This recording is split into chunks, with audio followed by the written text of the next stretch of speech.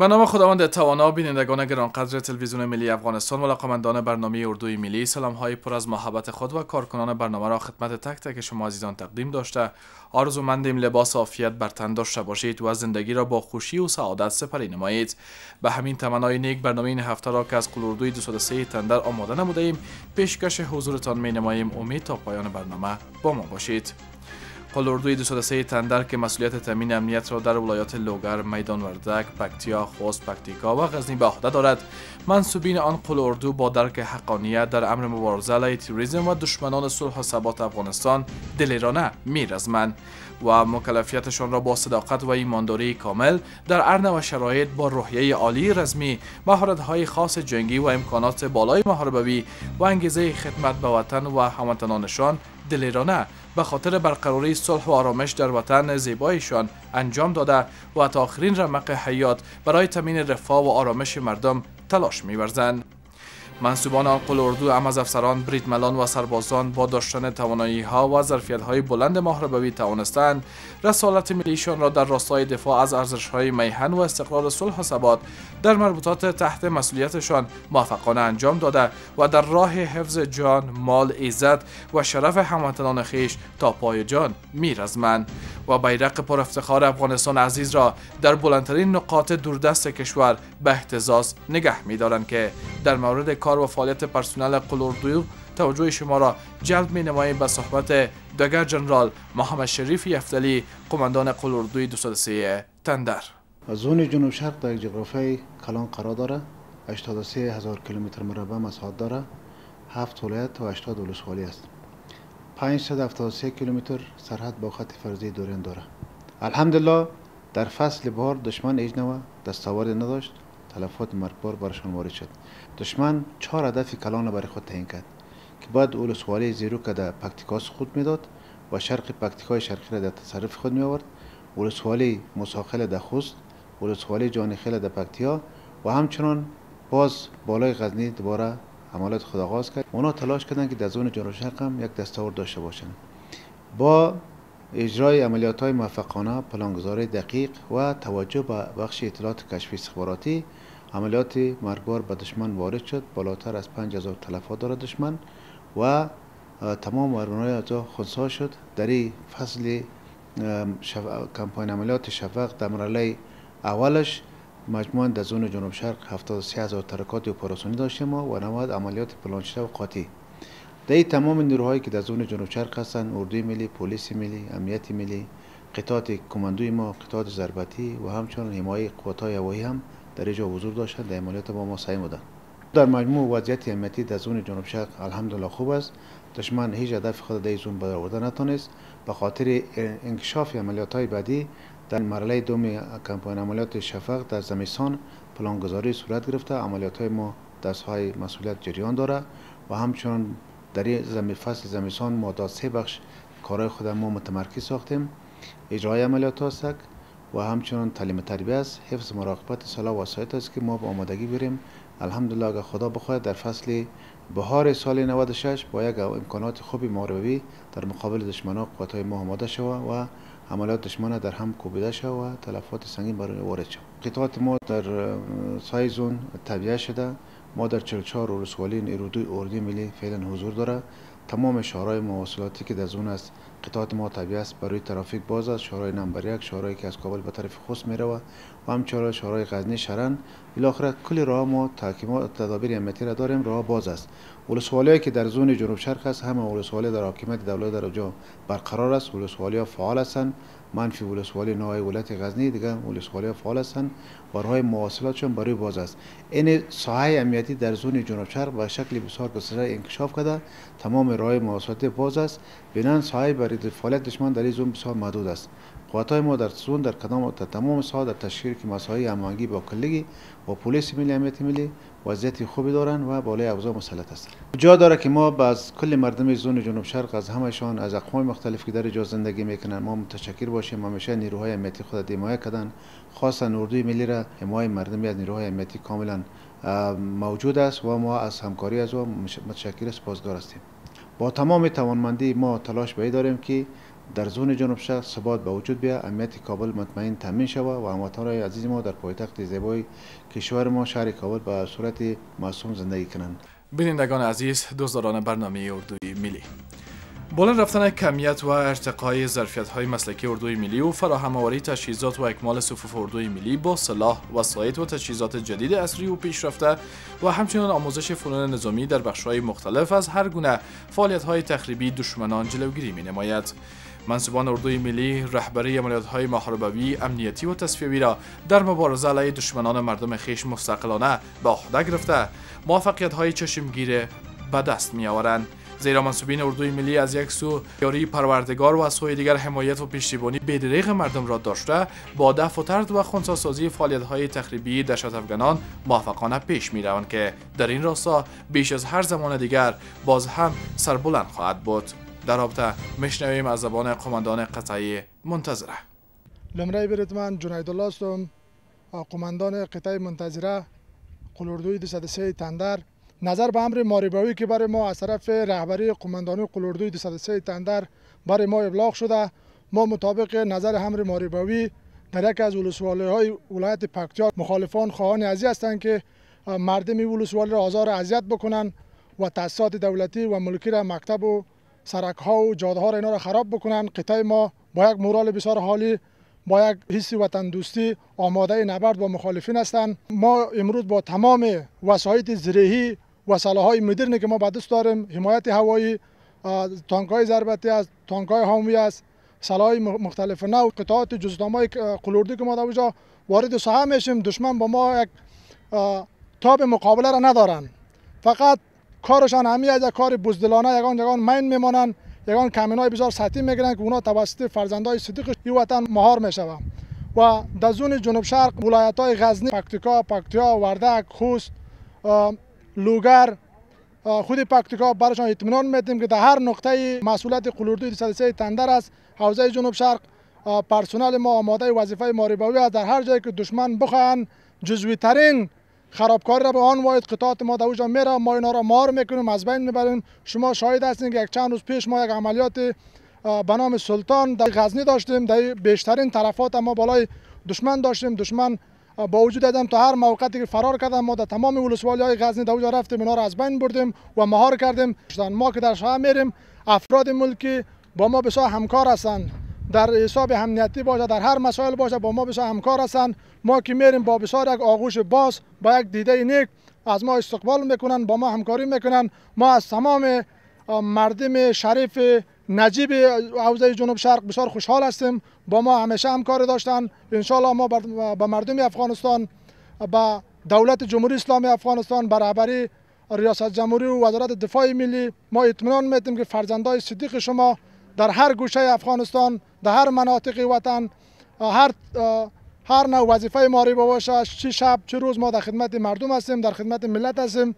ما آماده وظیفه هستیم، حتی از ریختاندن خون خود که به خاطر وطن باشه، مردم باشه، ما دریغ نمیکنیم. با او سوگندی که یاد کردیم، با او سوگند خود ما وفادار هستیم. بریدمل محمد خالد د ننګرهار ولایت په تعداد د 10 کالو کېږي چې د خاص عملیاتونو په دویم کنډه کې وظیفه اجرا کوم د پکتیا په زون کې.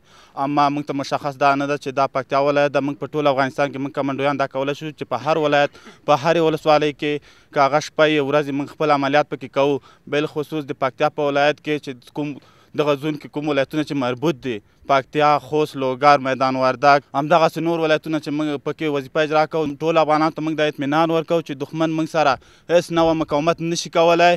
اما دښمن ډېر داسې یو هغه نه استفاده کوي چې یو مین یا هغه نه استفاده کوي. نور موږ ټول افغانانو ته د اطمینان ورکوو چې په خپل افغانانو په خپل پوځیانو باندې هغوی ویاړي او موږ هم دا ویاړ پې کوو او موږ په دې خپله وظیفه باندې زه ډېر ویاړ کوم. زه ډېر خوشحاله یم او ډېر په خپل شوق او علاقه باندې راغلی یم خپلې وظیفې ته او دغه وظیفې ته ادامه ورکوم. موږ ډېر ښایسته تجهیزات لرو، پرمختللي تجهیزات لرو چې بهترینه سلاح لرو، د شپې دوربین لرو. موږ هېڅ نوع کوم مشکل نه لرو، اما نه د شپې نه د ورځې. موږ آماده یو چې خپله وظیفه هم د شپې اجرا کړو هم د ورځې اجرا کړو. په هر ولایت په ټول افغانستان کې موږ کولی شو چې وظیفه اجرا کړو. ډېر خوشحاله یم، زه په دې افتخار کوم چې خپل افغانانو ته خدمت کوم. ټول افغانان باید د افغانستان خدمت وکړي او افغانستان په موږ حق لري. د ټولو ځوانانو نه مې دا هیله او دا توقع دا امید ده چې راسې خپلو ملګرو سره په څنګ کې ودرېږي، د خپل وطن دفاع وکړي ښه په میړانه. نام ضیاءالدین است، مدت 5 سال میشه که در صفوف اردوی ملی افغانستان خدمت میکنم.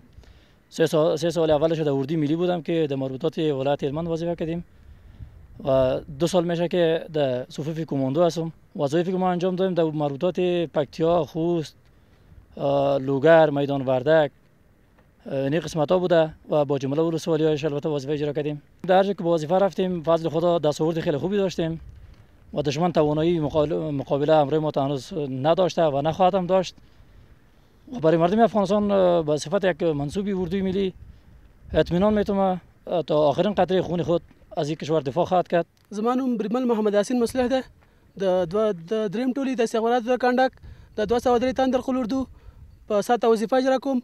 تقریبا شپږ ولایتونه دي چې په هغه کې بامیان، وردګ، غزنی، خوست، پکتیکا، لوګر او خپل پکتیا د ټولو ولایتونو کې وظیفه اجرا کوم. په هر ولایت کې چې موږ دښمن ته مخامخ شوي یو، دښمن اکثریت موږ ته کمینونه کړی، کمینو مو ته بیرته په مقابل کې غاښ پتونکی جواب ورکړی.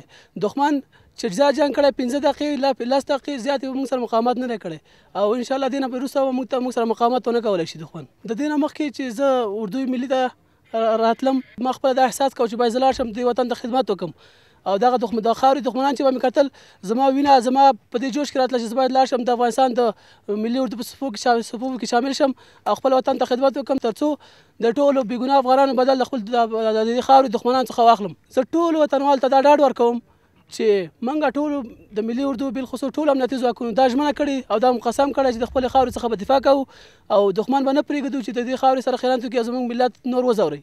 پروردگارا این عملیاتی که در پیش روی داریم این را با موفقیت ما بیانجام.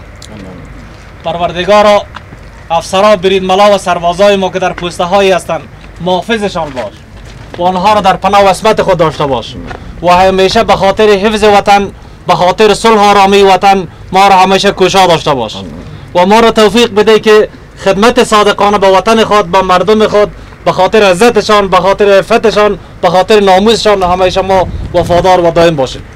آخر دعوانا ان الحمدلله رب العالمین.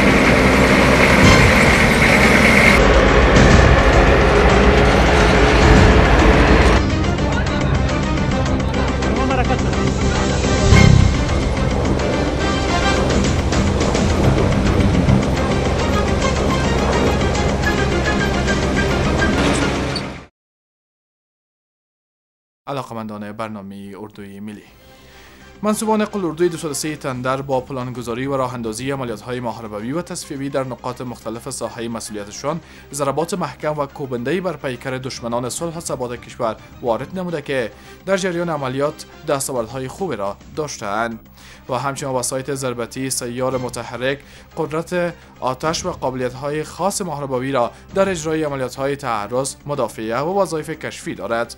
وظایف خویش را به طور مستقلانه و هم به حمایت جزء اتم‌های پیاده با حسن صورت انجام داده با اجرای عملیات‌های پیروزمندانه در تشریک مساعی با سایر نیروهای امنیتی با آمادگی‌های لازم و همکاری مردم در مقابل تهدیدات هراس افغانان مبارزه می‌نمایند. وظیفه‌ای که امروز برای ما داده شده بود در یک از ولسوالی‌های ولایت پکتیا، دشمن در نصف راه هم کمین افراز کردند و هم جاده‌ها را مینگذاری کرده بودند. در می اثنا نیروهای ویژه ما توانستند که همه کمین دشمن از بین بردن و همزمان مین خونسا ساختن. حمایه هوایی را داشتیم و هم توپچی را. ما توانستیم دشمن از بین بردیم و سرکوب ساختیم. دشمن توانایی رویارویی را با هیچ وقت با ما نداره، ولی عملیات خصمانه که دارن چی میکنن؟ سرک ها جاده ها را ماینگذاری میکنن. تیم تعطیل ما نظر به تعلیم و تربیتی که دیده بودن توانستن که تیم مین ها را خونسا ساختن و ما توانستیم با بسیار چستی و چالاکی دشمن را از بین بردیم. نمره بریدمن احمد رشاد، باشنده ولایت پرمان، قماندان بلوک اول طولای اول کندک اول لوای اول ضربتی. مدت 3 سال می شود که در صفوف اردوی ملی در لوای اول ضربتی ایفای وظیفه می نمایم. امروز یک عملیاتی داشتیم که در مقابل دشمن به حمایت جزوتام های پیاده، چون که جزوتام های پیاده هر وقتی که به اسقول اردوی 203 تندر و یا در هر استقامتی که لوای اول ضربتی ایفای وظیفه میکنه به حمایت جزوتام های پیاده استخدام میشه. در این عملیات تعداد زیادی از دشمن دیگه حمله ور شده بودن. خوشبختانه که جزوتام پیاده دیگه پیشروی کردن، تعرض کردن بالای دشمن. طولای اول ضربتی با حمایت جزوتام های پیاده دشمن که در هر استقامتی که تعرض کردن و بالای پرسنل پیاده انداخت میکردن آنها را زیر تهدید قرار دادن. پرسنل ضربتی و وسایط ضربتی واقعیت با سلاح‌های بسیار پیشرفته و مدرن، خصوصا وسایط آنها در هر نقطه که دشمن می باشه دشمن سرکوب میکنه، حتی در سنگرهای دشمن، در لانه‌های دشمن با آتش پرقدرت، با قدرت بسیار بالایی که داره. در بسته سطح اردو دیگه جزوتام ضربتی واقعیت در هر قسمتی که با دشمن رویارویی کرده است از خود شایستگی و لیاقت نشان داده و دشمن در هر نقطه و هر گوشه افغانستان که بوده است تهدید و سرکوب نموده است.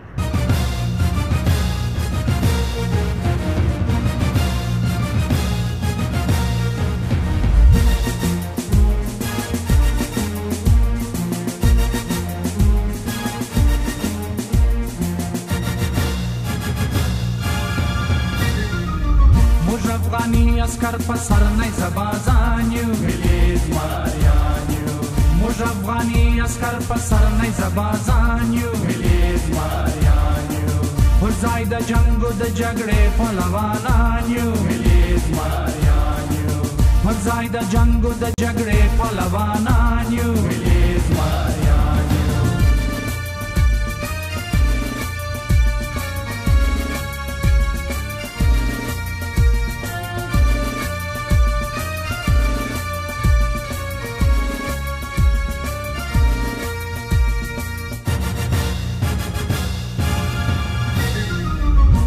زوګزمو د اسمان د مخری باندې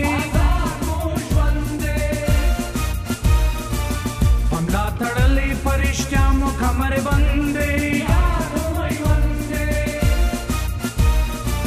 د خپلې خاورې فرشتیا محافظان یو ملیز ماریان یو موږ افغاني عسکر په سر نیزه بازان یو ملیز ماریان یو پر ځای د جنګ و د جګړې پهلوانان یو ملیز ماریان یو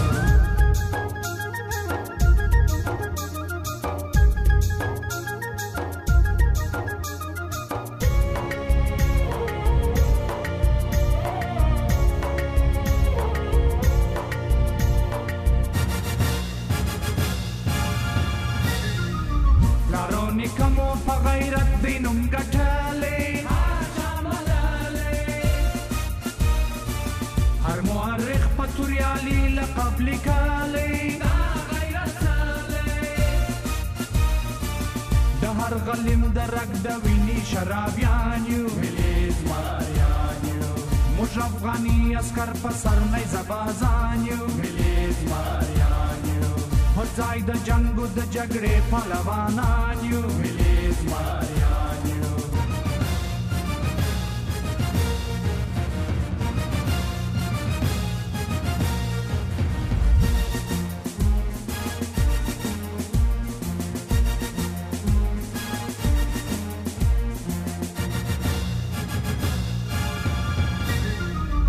افغان لننګه برۍ وړې د مطلب دی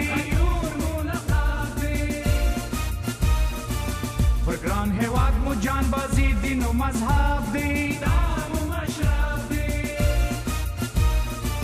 په وچ موټه پر هر غښتلي بریالیان یو ملیز ماریان یو موج افغانی اسکر پسر نیز بازانیو ملی زمریانیو خود زای د جنگ و د جګړې پهلوانانیو ملی زمریانیو.